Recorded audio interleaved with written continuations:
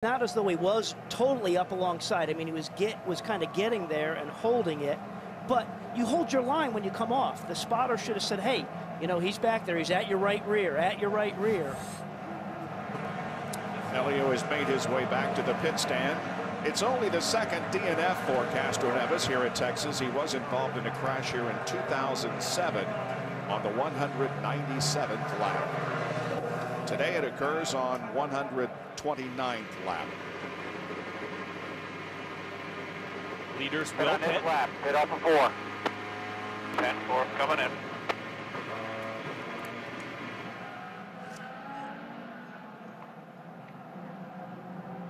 You are at a point here to where I don't think you would short fill. I think you want to take all the fuel because you're on an early part of a window. So it's basically get all the fuel and obviously stop straight but on the marks. But after this, they have one more stop. They do. There's going to be one more stop. That's it after this. Correct. Hey, Robbie, the one thing to watch, though, remember that the 37 car, our buddy Ryan Hunter-Reay, he's pitted a little bit later and packed in fuel. Fuel flows at a certain rate. He shouldn't have to take so long on pit road, should he, as everybody else. 5, 4, 3, 2, Track 1. position. Okay, nothing fancy here. Power stayed out.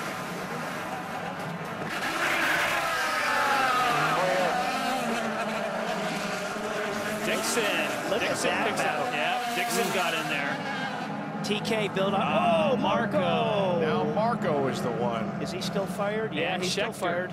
Schechter, they had the quick out for him too. Oh, and they can't get the fuel in, Jan. The fueler's going stretch. Yep, parked too far from the pit wall and the refueler. Now they're getting fuel in it, and away he goes. But didn't lose a lap, so We're he's going to watch him come from the back again. Watch him come from the back.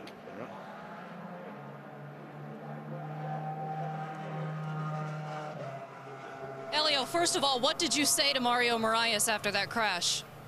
I don't think I'll be able to speak that on TV, on public TV. Certainly, something happened. Our car was very tough in the beginning of the race, but then we're adjusting pretty well, taking it easy. It's only 130 laps. I mean, it's still 100 laps to go, so there's nothing I could do. I got a good run on him, and somehow he just kept going up, and I'm like, what are you doing? And I'm the one. After that pit stop, certainly I did not have a radio, so I was always running outside to make sure that I have everything covered on the outside. But I'm sorry, but Mario, I mean, it wasn't the first time. Actually, he did that before in the beginning of it. I don't think he has a little bit of that perception, but it's a shame because 132 laps, I was taking it easy, especially when you don't have a radio. In these conditions is the worst thing. So very upset, obviously, with the result. We want to finish in the points, and that's going to hurt on the championship. We got to turn the page and move on, but very disappointed. And unfortunately now not a chance for a back-to-back win here at Texas. Robbie Floyd with Baguette. Robbie. Yeah, Bertrand, you started in 22nd. You moved up into the top 12, had a fast car, but unfortunately you had a front row seat to that accident. What was going on in front of you? I don't know. I saw two cars going in the wall in front of me.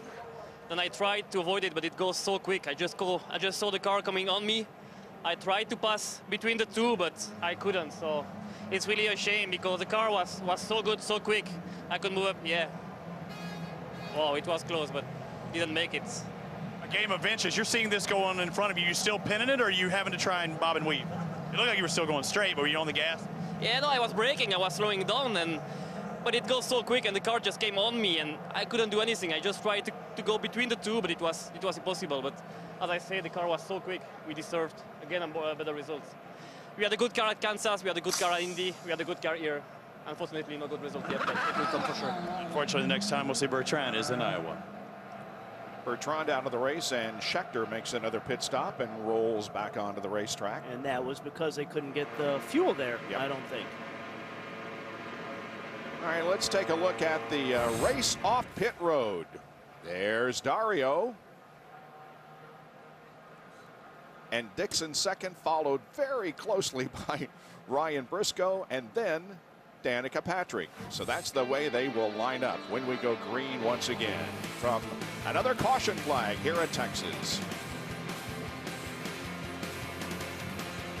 Welcome back to Texas Motor Speedway, where we saw a fiery crash from Simona Di Silvestro, who just walked out of the infield care center. What is the situation? I see your hand wrapped up. Yeah, I just burned my hand a little bit because of the fire. You know, car was a little bit loose, and I just lost it coming out of two. You know, it's a shame for the team because we really improved the car during the whole race. It was getting better. It was a little bit loose, but you know, it happens. I feel bad. Yeah, hand is a little bit burned because of the fire. Couldn't get out quickly enough, but feel okay and ready to go to the next race. You were brushing this off. I can't believe you're a rookie. The way that you communicated with, you know, your whole crew. What was it like for you being in that fire while everything was going on around you, them trying to pull you out? Yeah, it was pretty crazy. You know, the fire wasn't going away. It was just getting worse and worse. So it was just a little bit scary, but, you know, the guys did a good job of taking me out and, you know, just pulled a little bit on the side part where it was on fire and burned my hand a little bit, but we should be all right. A little bit or quite a little bit? Everything good for Iowa? I hope, you know, I hope the blisters are going to wait for Iowa. If not, we'll just have to drive with it. I can't believe she got out of that fiery crash, guys, and smile on her face and looking forward to the next race. Wow. Here was the scene a few minutes ago as they had difficulty getting Simona out of the race car, but the only burn apparently was on her hand. And she said because she put her hand on the side pod, as you could clearly see, they're trying to help them get her out. Yep. Okay, well, they were going green, but they didn't. Now they're going to try it again. And it is Alex Tagliani at the front of the field, who did not pit. Will Power second, Franchitti, Dixon, and Briscoe as they charge off of corner number 4 to take the green. And Tag's got a great restart. Let's see what kind of speed he has. We know he had it in Indianapolis. Let's see what he's got right now at the front of this pack. But they haven't been quick here yet. And it's nice to get track position by not pitting, but I would expect he's going to get gobbled up. And look at this 3-wide gobble up. We mentioned in the qualifying show yesterday a change at the fast racing team. Rob Edwards has been elevated to COO of that team. Jim Frudenberg had that position but resigned earlier in the week. Now we're on board with Dario. Justin Wilson staying high. Wilson is a lap down.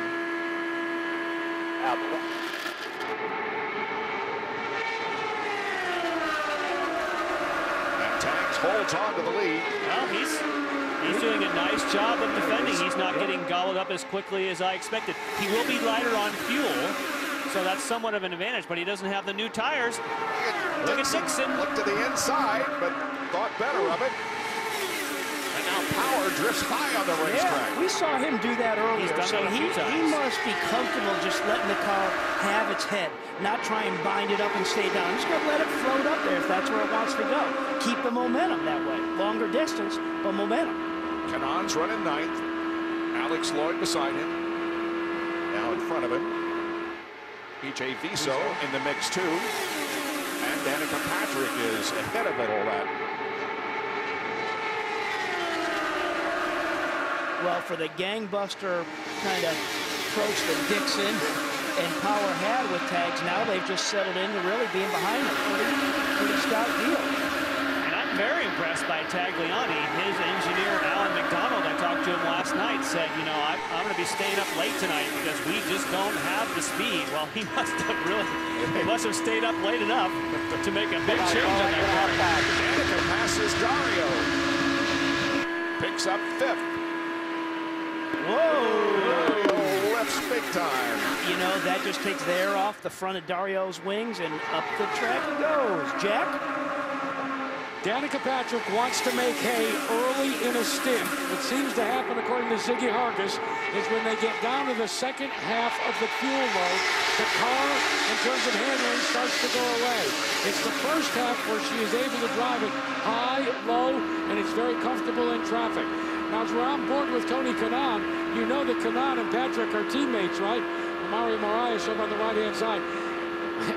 Michael Andretti is not at all happy with the move that Danica Patrick made on Tony Kanaan. Let's go to Robbie Floyd. I'm with Mario Moraes, who was in that crash with Helio Castroneves. What happened from your perspective in that wreck? Unfortunately, I didn't have my spotter. My spotter didn't say he was outside, and he was just outside in my right rear. So when I saw it wasn't all already. Helio was saying that he didn't have communication, that maybe you didn't see things so good out there. You couldn't see him, could you? I was looking at the car in front of me. You know, I was pretty close to the car in front of me.